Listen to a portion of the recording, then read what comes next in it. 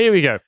This last segment will be slightly breezier because it's just it's just a few links that I've got on here because I thought this would be interesting. So we've seen how they get in to Europe, these migrants. Okay. Now let's find out what they do when they get here because most of them become delivery drivers for fast food restaurant chains, mostly being facilitated through the apps Deliveroo and Just Eat, which if you do still have them on your phone, you should delete right now because if you don't, you are actively facilitating these people's livelihoods while they are here because they shouldn't be here in the first place.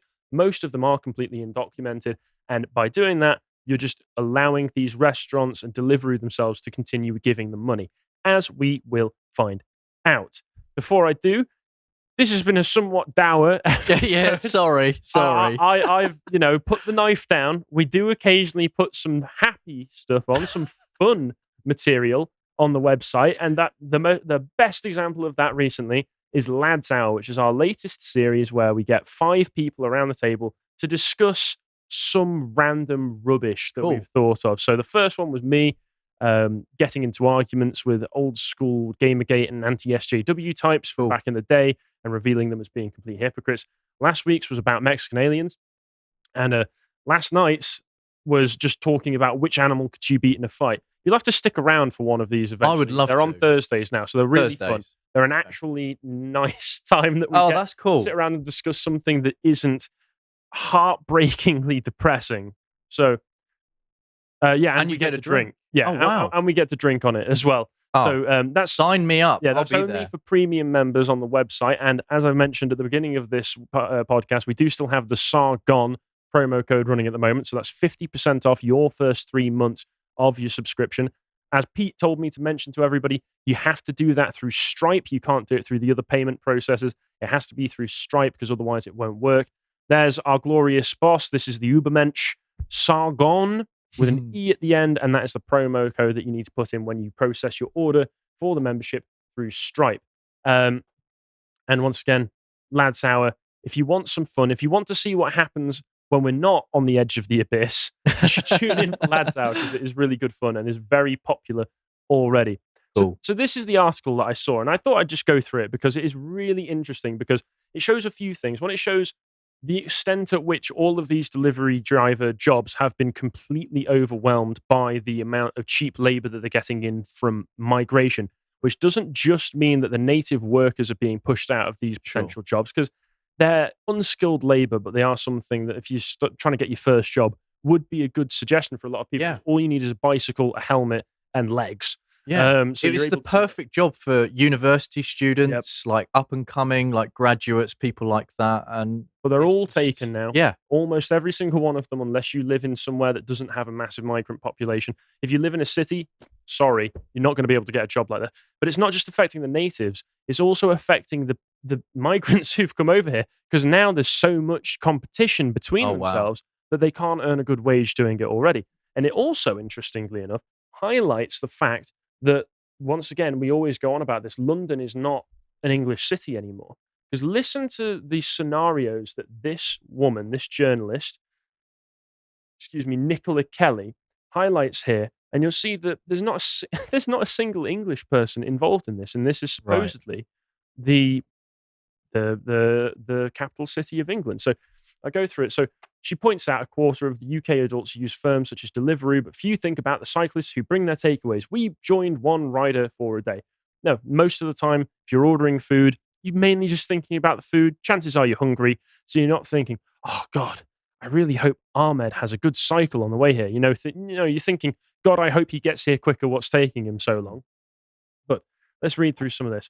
There's a lot of fluff in here, as you can imagine. It's that typical Guardian style where it's like, let me tell you about the breakfast that I had on the day. Let me tell you about, I was walking down already the street. guessed the breakfast. I was walking down the streets and I was thinking about my life. No, I don't care. So let's get into the juicy details.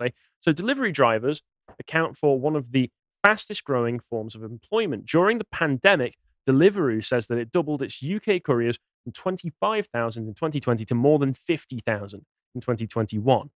Big. For the next 12 hours, I will be shadowing Shafi, who is a 28-year-old rider from London. Yeah, we can say now, yeah, from London, not from England, because London is its own Yeah, it's its economic own zone. country. Yeah. So it would be shadowing him to see what it's like for him during a typical day's work, and this is over the course of about 12 hours. So, filtering, tucking, weaving our way through traffic, we arrive at Nobu, one of London's top end Japanese restaurants, to pick up the order.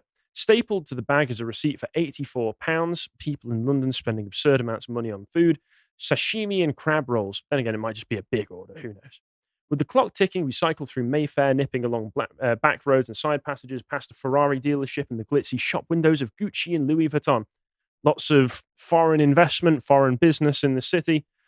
After this long time in the job, Shafi no longer needs to use app navigation. He has memorized the road names, the shortcuts, the time it takes for traffic lights to change. The extravagant lunches for an intern at a large American asset management company on Berkeley Square. We line up alongside rows of riders as one by one a trickle of 20-somethings appear, all in chinos and gillettes. We are told the desk meals are chargeable to the company, which is worth billions and will be written off against tax. Shafi gets £3.15. There is no tip. Why would you expect a tip? No. I have never tipped a delivery driver Never. in my entire life. I've tipped a few waiters in my life because there are some who are actually on your table long enough that you're able to have a conversation. Have a conversation, get a sense of good service. Delivery driver is just there so that he can hand you the food. Thank you very much. Goodbye. Why would I? Because you don't even see the journey. You don't even see what they do. You don't know where they've been going, how long. It's transactional. Yeah, that's so all it's all it is. It's like tipping someone behind a shop like cabinet, just like going up to them and saying, I want to pay for this. There you go. There's 20 quid for you. So why? I mean, that would have been nice when I was working retail. Yeah. It's like going to your local co-op, like you say, and just tipping the guy who's stacking the shelves. Oh, there you go, mate. Good job, lad. Yeah, do you know what I mean? Just dashing him a tenner. Really weird thing to yeah, suggest. it is really weird. If I'm getting a delivery, I would be expecting that the company that I've used to order it is going to be paying them enough that it's worth it for them. Yeah. But once again, there's also mention throughout this of the fact that a load of the orders that he's getting he can tell what kind of orders you get, what the kind of people are from the orders that you get. He's talking about, oh yeah, these sorts of people, like the Chinese normally order this, Saudis normally order this, Russians normally order this. And I was reading through this, there's no English people. What do English people order? Probably a tikka masala, if we're perfectly honest. I do like tikka masala. I've not eaten Indian for a while now, but I enjoy it sometimes. But once again, I was just thinking, in no step in this transaction that's going on is an English person encountered. We're told that it's an American asset management company at Berkeley Square. Maybe it was an English person, but that's just how London is now. I have to assume maybe that London's large international finance and asset firms might have somewhere down the line hired an English person to work for them. Maybe. Because now my country is being used, and my capital city is being used as an economic zone where international billionaires can maximize and make record profits. That's all it is. It's not a place to live. It's not a place to have a family. It's not a place to share a culture. It's a place to make money. Yeah, that's all it is. And that's just completely inhuman to me. And that's not to sound like I'm doing some kind of commie, like, oh, we need to seize the means of production or anything. No, that's what I'm saying. All I'm saying is that money is not the be all and end all in life. It's useful if you want to facilitate a good quality of life, but all of these people are coming and taking jobs anyway. So it's not like there's much money to go around. Yeah. So for people to have a quality of life in the first place. At one palatial penthouse just off Savile Row, we drop off another order to a concierge. This one's for a young Saudi man. There you go again. Dinner at £192 from the high-end Chinese restaurant Hakkasan. So I'm glad that in London, at least rich Saudis can afford fancy meals at their penthouses. Right. It's a stone's throw away. So he could have just gone out and picked it up himself. He's just going to, Deliveroo will take £35 to £45 off the order, while the restaurant gets £150 of it.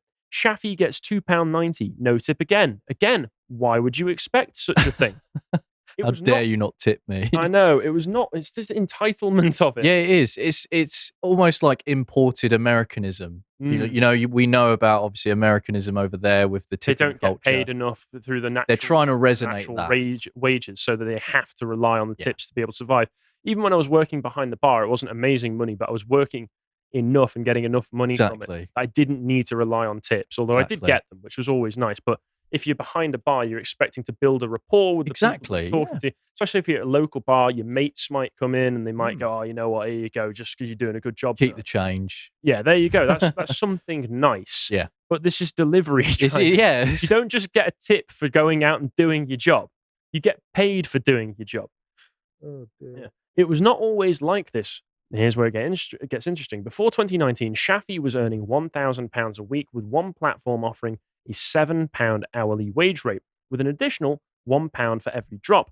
Being paid to cycle around the city he grew up in seemed like a dream job. He could make £15 an hour and sometimes up to £4,000 a month, triple what he'd earned in his previous job in customer services at Waitrose. And for living in London, that's probably not that much, but £4,000 a month just for cycling around delivering food, that's a lot more money than you'd expect. Yeah. The pandemic was heaven for riders, he says. Open roads, no safety concerns, orders galore. Then the system changed. The distribution algorithm could decide which rider was allocated to each order, introducing extra competition among couriers and driving down pay for each delivery. See, that's the interesting thing about people on the left. As soon as it starts to interfere with their preferred demographics and minorities, supply and demand suddenly makes perfect sense to them. Yeah. I can't believe that we finally found the lefty who understands supply and demand.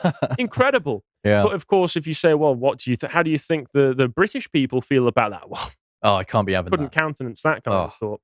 Deliveroo claims not to pay less than £2.90 for a single delivery, but during our shift, the pay per drop ranged from £1.80 for a quick journey to £5.70 for a 6-mile round trip from Westminster to Shepherd's Bush.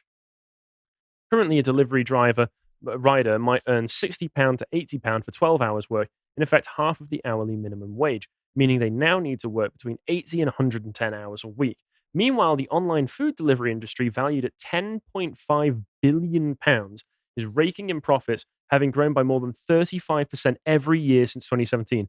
The number of users is now 12.7 million, almost 1 in 4 adults in the UK. So this is all facilitated by massive companies hiring incredibly cheap wage slave labor that have been just come off the boat over the past 5 years or so that they can just deliver all of this vast amount of orders. Once again, like I keep saying, don't use these apps. If you use these apps, you are facilitating the thing that you hate. I've stopped using them for all of this. If I do want a takeaway, sorry, I'm going to have to go and pick it up myself because I don't want this. Or even better, just make your own food. It's so much better for you and it's way cheaper in the long run anyway. Because if you actually make your own food, buy your own ingredients, you can save a lot of money. It just means some prep time. And I know we're all lazy nowadays, but we need to actually try and live in your pod, mate. Yeah, we need to try and maybe not spend money on the things that we don't like. So that's something interesting to just say there. Deliveroo says it offers flexible working to more than 90,000 self-employed riders across the UK, allowing its couriers to work around their own schedule. Alongside flexibility, we want to offer them more security, according to a spokesperson. Deliveroo was among the first platforms to offer riders free insurance, yada, yada, yada. Every rider is guaranteed to earn at least a national living wage, though the majority earn more than this. Backit is based in Chinatown. We join a group of Indian couriers. Most are not as experienced as Shafi, only a year or two maybe in, and are not as selective about their orders. We take anything, they laugh. All of them juggle different platforms or multi-app renting accounts, typically for about £50 per week, from holders who have the correct documentation to register for an account, typically a passport and the right to work paperwork. Riders are allowed to let other riders use their accounts, provided they too have been checked and approved by Deliveroo. The company says that it ends the account of anyone who engages a substitute who doesn't have right to work status. But from what I've just read up here, it sounds like half of these Indian people that she's talking about are all juggling between different apps and typically and don't have the right paperwork, meaning that they are illegals in this country and do not have right to work. Either that or they are awaiting asylum claims, etc., etc. The writers I speak to are undocumented migrant workers willing to accept lower pay and poor working conditions to get around restrictions on the right to work, further depressing wages again and again and again. So once again, how do you think normal British people feel about companies using this kind of labor to undercut their wages? It's not good, it's not nice, but if you point it out, then you're a racist. Having spotted this trend in April, the Home Office, but of course, if you're a Guardian journalist, you can just say it. Oh, you're allowed to, yeah, You completely. can just say it if you're a Guardian journalist, because it's the intention is not to point out that fallacy. It's the intention is, oh, but we love them, we welcome everyone. Yes. So, yeah. In April, the Home Office announced a series of crackdowns with immigration enforcement officers hovering around hotspots such as the one in Chinatown and demanding insurance paperwork from riders. If they did not have it, the vehicles get impounded and the rider is detained. Some have been deported. And I'm sure the Guardian writer was hoping that reading that, my heart would break. No, not good enough. Deport all of them. A Brazilian rider shows me a video of his friend being handcuffed and hauled away in a police van. They're all plainclothes immigration police, he says. There's a waiting place up on Tottenham Court Road where we all used to go, but they're always there now, so we tell each other to avoid it. So they're all looking out for each other's backs. At a drop for some international students, none of them picks up, and then we just get more into like the actual day-to-day stuff. So, when they eventually make their way down, this person that they're delivering to doesn't have a code, so instead the delivery driver goes off and says, "Oh, sorry, you can't deliver it anymore," despite the fact, obviously, this is my food. Give me my food. I don't have the code. Just give me a minute. Nah, I can't do it, mate. And goes off and gives it to a homeless person instead. That's the other thing. We bring in these illegal migrants. They undercut our wages. They change our culture. They change the makeup of our cities. And then they don't even actually do a good job. In my experience, they don't even do that. And then here's the part where at the end, we really need to feel bad for poor old Shafi, because by the end of the day at midnight, ridden 19 miles in 12 hours with only a few breaks, Shafi has earned £44, £36 from Deliveroo, and about £8 from Uber Eats. He cashes out, and he even takes 50p hit, form of surcharge for not waiting until the end of the week to cash out. He's earned no tips. As we part ways, I feel physically and mentally exhausted, happy to be away from the road rage and the incessant honking of horns. I could vow not to use the platforms again, but who would that serve? And she didn't put it in there, but I've got like in my head, there's a bracket saying the evil far right. That's who it would serve. The one thing I know is this: next time I do, inevitably order a takeaway because I'm too gluttonous to be able to resist. I'll remember to tip the rider. It's Go away, Guardian. It's so Guardian. Dip your head in oil. Good God. I mean, seriously, this whole thing is just some gigantic guilt trip to get you to go, I feel so bad for Shafi. And you know the absolute morons like James O'Brien will be reading this and going like, oh no. Oh, poor Shafi. Oh, no. Poor Shafi. I feel so bad for poor Shafi. Who even still reads The Guardian? I'm sorry. Didn't they make an article recently, something to do with Genghis Khan should be praised because he helped the environment? What, by murdering lots of people? That was a literal Guardian. Well, these people hate humanity. Yeah, they do. Yeah. They absolutely despise humanity, particularly those who they are closest to. Generally, anyone that reminds them of their family, typically speaking, are those that they hate. And just to really end it on a nice note, Connor put out an excellent tweet this morning talking about how 15,000 Afghan asylum applicants have been provided new homes by the government. They've finally got them out of the hotels, boys. They finally did it. Oh, but they spent £250 million expansion of local authority housing funds to address. This is just tacking this on to the end of it, just as a nice extra kick in the balls to end this off. They're on track to deliver over 1,200 homes for Afghan families across England this year. They've got an extra £35 million for local authorities as well. And, this is going to be coming to your home, next door to your home. Will your neighborhood have been asked? Will you have been consulted? Will you have even been made aware of this in the first place? No, you will not. But your government loves you and knows that what you are in desperate need of is some enrichment. So good luck. You've got some new Deliveroo drivers moving in next door to you soon. And If you appreciated that segment from the podcast of the Lotus Eaters, you can go to lotuseaters.com to get access to all the premium content that's on the site, such as the Epoch series, this episode on the Battle of Kohima. If you'd like to find out what else is being put out, you can follow on Getter at lotuseaters_com on Getter. Thank you and goodbye.